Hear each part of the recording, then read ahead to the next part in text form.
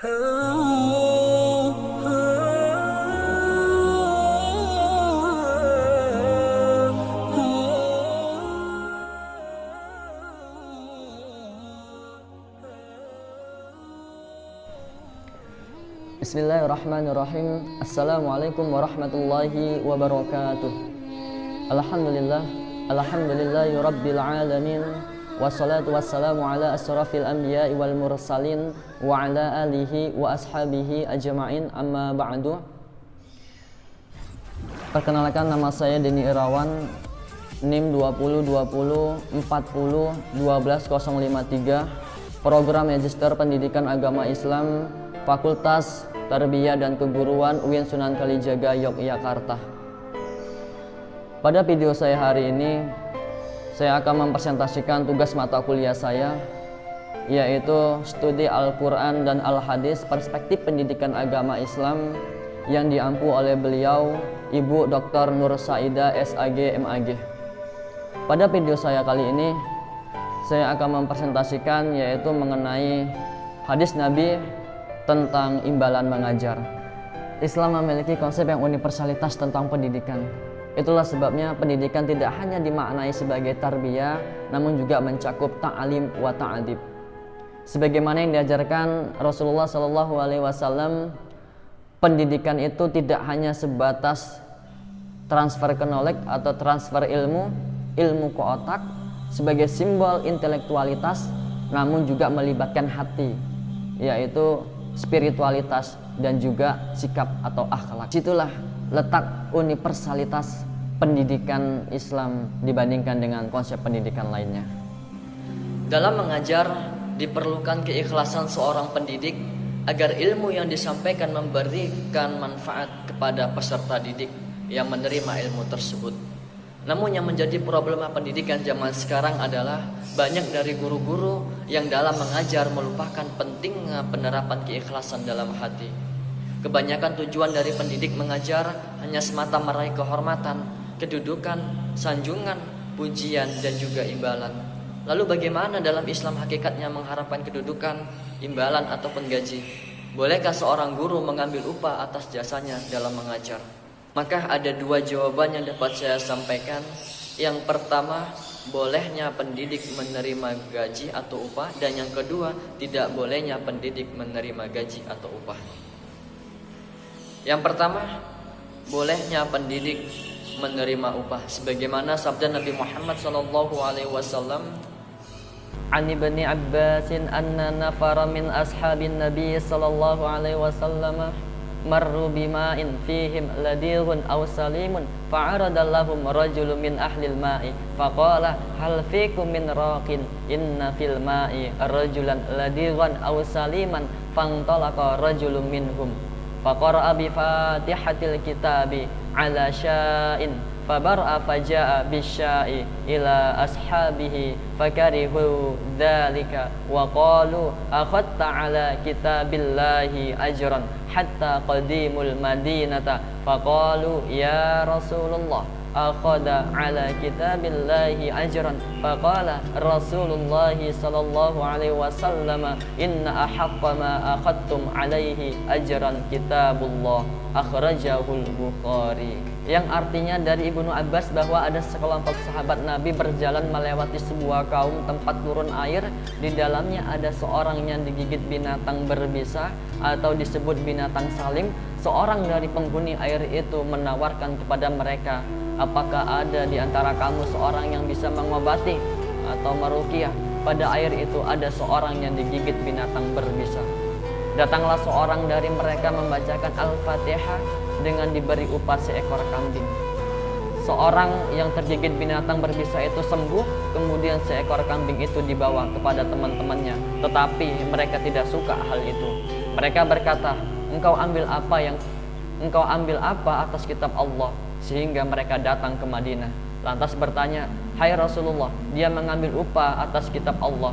Rasulullah Shallallahu Alaihi Wasallam bersabda, sungguhnya sesuatu yang paling berhak kamu ambil upah adalah kitab Allah. Hadis riwayat Bukhari. Hadis di atas memberikan motivasi bolehnya menerima upah bagi pengajar, guru atau pendidik serta pengobatan jampi-jampi yang membacakan ayat-ayat Al-Quran. Latar belakang atau asbabul wurud hadis di atas adalah ketika sekelompok sahabat Nabi Shallallahu Alaihi Wasallam melewati sebuah kaum yang tinggal di tempat turunnya air. Di situ terjadi peristiwa yang mengejutkan ketika ada seekor binatang berbisa, mungkin ular dan mungkin juga kalajengking, di dalam air itu menggigit salah seorang di antara mereka. Lantas mereka minta tolong kepada sahabat Nabi untuk mengobatinya. Di antara mereka bertanya, apakah ada di antara kalian yang bisa mengobati orang sakit yang digigit binatang berbisa? Salah seorang sahabat menjawab, mengangkat tangan. Yaitu para sahabat berangkat mengobatinya dengan dibacakan surah Al-Fatihah. Dengan izin Allah, orang yang tergigit binatang berbisa itu dapat disembuhkan dengan dikasih upah seekor domba. Ketika menerima upah itu, para sahabat menganggapnya negatif dan hati mereka merasa tidak berkenan menerima upah tersebut. Karena apa? Karena seolah menjual ayat Al-Quran dengan harta benda, yaitu seekor domba. Mereka bertekad akan melaporkan peristiwa ini kepada Rasulullah SAW di Madinah. Setelah di Madinah, mereka bertanya kepada beliau. Lantas beliau menjawab. Nabi Muhammad SAW menjawab, Inna ahaqqa ma akhadtum alaihi ajran kitabullah. Yang artinya, sesungguhnya sesuatu yang paling berhak kamu ambil upahnya adalah kitab Allah. Al-Asqalani dalam Fathul Bari Jilid 4 halaman 453 menjelaskan adanya pendapat para ulama dalam sistem penggajian, honor atau upah dalam pendidikan dan pengajaran. Yang pertama, jumhur ulama memperbolehkan menerima upah dalam pengajaran berdasarkan hadis di atas. Lalu yang kedua, ulama Hanafiyah melarang penerimaan upah dalam pengajaran dan memperbolehkan dalam pengobatan atau ruqyah saja. Alasan mereka mengajarkan Al-Quran adalah ibadah, pahalanya dari Allah. Kebolehan menerima upah dalam ruqyah karena adanya hadis tersebut. Sebagaimana mereka berpendapat makna kata ajran pada hadis ini diartikan pahala sama dengan shawab. Tetapi interpretasi ini ditolak oleh sebagian ulama karena tidak sesuai dengan konteks asbabul wurud al-hadis di atas. Sebagian ulama lain berpendapat bahwa hadis di atas dinasikh atau dihapus dengan hadis ancaman menerima upah dalam pengajaran sebagaimana diriwayatkan Abu Daud. Pendapat ini pun ditolak karena permasalahan nasikh harus ada indikasi yang tegas, sementara pada hadis di atas tidak ada indikasi itu.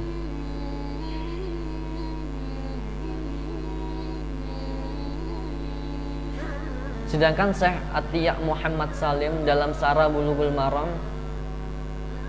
menjelaskan bahwa berdasarkan hadis di atas, hukum menerima upah atau gaji dalam pengajaran Al-Quran atau membacakannya ada dua pendapat. Yang pertama, boleh saja jika pemberian upah atau gaji dari kehendak sendiri dari orang yang diajar atau yang dibacakannya. Yang kedua, tidak diperbolehkan, yaitu jika diupayakan pengajar. Yang kedua, tidak diperbolehkan jika diupahkan mengajar atau diberi upah karena membaca Al-Quran. Kesimpulannya, tidak ada larangan secara mutlak dan secara tegas dalam sistem gaji, honor dan upah dalam pendidikan dan pengajaran, tetapi tergantung pada kondisi yang dihadapin mereka. Kemungkinan kompromi hadis-hadis sahih yang lahirnya kontrak. Al-Bukhari sendiri meriwayatkan hadis di atas dengan beberapa teks yang sama menunjukkan adanya kecenderungan bolehnya menerima gaji atau honor dalam pengajaran Al-Quran ataupun pendidikan secara umum. Adapun pendapatnya Abdul Muhsin Al-Ibad dalam Syarah Abi Dawud Jilid 3 halaman 403 pada bab upah menyatakan bahwa upah atau penggajian pada tukang azan, imam masjid dan guru pengajar Al-Quran atau ibadah untuk mendekatkan diri kepada Allah, para ulama berbeda pendapat. Ada 3 pendapat. Yang pertama, boleh menerima gaji upah dengan alasan hadis upah pada ruqyah sebagaimana hadis di atas. Yang pertama, boleh menerima gaji upah dengan alasan hadis upah pada ruqyah sebagaimana hadis yang telah kita bahas tadi. Lalu yang kedua, tidak boleh menerima upah secara mutlak. Bolehnya menerima upah apabila berbentuk barang yang diwakafkan bagi kaum muslimin atau uang kas dan atau amal dari dermawan. Yang ketiga, perumpamaan pengajaran Al-Quran bagaikan wali anak yatim. Jika dia orang mampu tidak mau mengambil upah dan ia miskin mengambil dengan ma'ruf. Dari berbagai pendapat di atas, tidak ada yang memperbolehkan honor atau gaji secara mutlak. Bolehnya selalu ada catatan yang intinya dalam profesionalitas guru agama atau Al-Quran. Jangan tawar-menawar seperti tukang kayu, tukang besi, atau profesi lain yang semata mencari upah, bukan karena kewajiban dan bukan mencari pahala dari Allah Subhanahu wa Ta'ala. Lalu lantas apa pelajaran yang bisa kita petik dari hadis tersebut? Yang pertama, bolehnya menerima upah dalam pengobatan orang sakit dengan ruqyah membaca ayat-ayat atau doa dari Nabi Muhammad SAW. Lalu yang kedua, bolehnya penggajian atau honor atau upah bagi para guru, pegawai, dan karyawan dalam sistem pendidikan dan pengajaran. Yang ketiga, sunahnya menerima, menghormati, dan menjamu tamu yang datang untuk menginap. Lalu yang keempat, bolehnya berobat dengan menggunakan jambi-jambi atau bacaan doa dari Al-Quran dan hadis. Nah, itulah pembahasan mengenai bolehnya menerima upah atau gaji. Sekarang kita masuk yang kedua, yaitu mengenai larangan mengajar menerima upah. Sebagaimana sabda Nabi Muhammad SAW, an Ubadah bin Samit qala alamtu nasan min ahli sufatil qur'ana wal kitabata fa ahda ila rajulun minhum qausan faqaltu laysat bimalin wa armi anha fi sabilillahi fasa'altu Rasulullah sallallahu alaihi wasallam anha faqala in syarraka an tutawwaqa biha tawqan min narin faqbalaha. Akhrajahu Ibnu Majah. Yang dimana artinya dari Ubadah bin Samit berkata, aku telah mengajar orang-orang yang membaca Al-Quran. Seorang di antara mereka memberikan hadiah sebuah busur panah, bukan harta. Jadi dapat aku gunakan memanah di jalan Allah. Aku mendatangi Rasulullah dan menanyakan hal ini. Aku datang dan bertanya, wahai Rasulullah, seorang telah menghadiahkan aku sebuah busur panah dari orang-orang yang telah aku ajarkan membaca Al-Quran. Ia bukan harta yang mahal dan dapat aku gunakan memanah di jalan Allah. Nabi bersabda, jika engkau senang dikalungi dengan kalung dari api neraka, maka terimalah. Hadis riwayat Abu Daud dan Ibnu Majah. Penjelasan hadis. Hadis di atas dijelaskan larangan menerima hadiah atau gaji dalam pengajaran, yakni lawan dari hadis sebelumnya. Ubadah bin Samit seorang sahabat sebagai guru Al-Quran dan tulis-menulis di As-Sufa atau tempat penampungan sahabat muhajirin yang miskin di Masjid Nabawi. Ketika salah seorang muridnya memberi hadiah sebuah busur panah, ia melapor kepada Nabi dan bertanya tentang hal tersebut. Pertanyaannya, aku mendapat hadiah sebuah busur panah dari murid yang saya ajar di Sufa. Hadiahnya sederhana, tidak mahal, dan aku gunakan untuk memanah di jalan Allah. Nabi melarang dan menjawab dengan ancaman, yakni dikalungi neraka, maksudnya masuk ke dalam neraka. Sabda Nabi Muhammad SAW yang berbunyi, in syarraka an tutawwaqa biha tawqan min narin faqbalaha. Jika engkau senang dikalungi dengan kalung dari api neraka, maka terimalah. Lalu teks hadis tersebut tampaknya diawali dengan kata yang menyenangkan, tetapi sesungguhnya merupakan ancaman. Jika engkau senang dikalungi api neraka, tentu tidak ada yang senang dengan kalung api, bahkan menyedihkan dan membinasakan. Itulah ancaman orang yang telah menerima hadiah dalam pengajaran Al-Quran. Dalam kitab Awanul Ma'bud Sarah Sunan Abi Daud disebutkan bahwa Al-Katibi berkata bahwa para ulama berbeda pendapat dalam memahami hadis di atas. Yang pertama, sebagian ulama mengambil makna hadis secara tekstual. Lahirnya teks bahwa mengambil upah atau gaji dalam pengajaran Al-Quran tentang larangan sebagaimana pendapat Al-Juhri, Abu Hanifah, dan Ishaq bin Rahawi. Lalu yang kedua, sebagian mereka berpendapat tidak apa menerima upah atau gaji dalam mengajar Al-Quran selagi tidak dipersyaratkan. Artinya kehendak santri atau murid yang diajar. Pendapat Al-Hasan Al-Basri, Ibnu Syiri, dan Asy-Syafi'i. Lalu yang ketiga, sebagian lain memperbolehkan upah atau gaji dalam pengajaran sebagaimana pendapat Malik atau Syafi'i dan Abi Sawar. Alasan mereka pertama, hadis Sahal bin Sa'ad bahwa yang menjelaskan bahwa Rasulullah bersabda kepada seorang laki-laki yang akan menikah tetapi tidak ada kemampuan untuk mahar, "Zaujatukuma biha ma'aka minal Qur'an." Aku nikahkan engkau dan dia dengan mas kawin apa yang engkau hafal dari Al-Quran. Hadis riwayat muttafaq alaih. Hadis Abi Samit di atas dipahami mereka sebagai sukarelawan. Dari awal niatnya mencari pahala bukan mencari pekerja, akan dilarang oleh Rasulullah. Yang kedua, kondisi azal asyufa, orang miskin kehidupan makan sederhana dari kaum muslimin seharusnya dibantu bukan dipungut biaya. Sebagian lagi berpendapat bahwa jika seorang mengajar Al-Quran itu merupakan kewajiban ain, tidak boleh mungut upah atau gaji, tetapi jika kewajiban kifayah boleh mengambilnya. Hadis tentang mengambil upah dalam pengajaran Al-Quran atau agama memang terjadi kontradiktif. Ada hadis yang melarang dan ada pula yang memperbolehkannya. Dalam hal teori ilmu hadis disebut ilmu mukallaful hadis. Tetapi dalam hal ini kedua hadis itu dapat dikompromikan, yakni kemutlakan larangan dibatasi dengan beberapa catatan. Sebagaimana ayat di atas, menurut pendapat yang masyhur, jika terjadi kontradiksi dua hadis antara larangan dan kebolehan, hendaklah didahulukan yang larangan. Namun dua hadis yang kita bahas tadi bukan kontrak yang sesungguhnya karena konteksnya berbeda. Hadis kebolehan menerima upah dalam konteks ruqyah atau pengobatan, sedang hadis larangan dalam konteks mengajar Al-Quran. Dengan demikian dapat disimpulkan bahwa hukum menerima upah atau gaji dalam pengajaran Al-Quran atau agama boleh saja dengan melihat situasi dan kondisi murid yang diajar dan guru yang mengajar secara wajar. Di antara kondisi murid bukan anak yang miskin, upah tidak dipersyaratkan utama, tidak materialitis dan tidak fardu ain.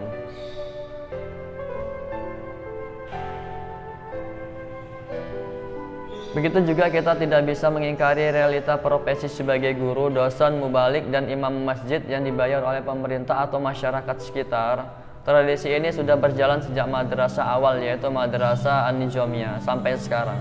Apalagi zaman sekarang yang semakin kompleksitas permasalahan, jikalau guru tidak diprofesikan, pertanyaannya, lantas siapa yang mau menghabiskan waktu, tenaga, dan pikiran yang hanya untuk mengajar fardu kifayah? Sementara yang harus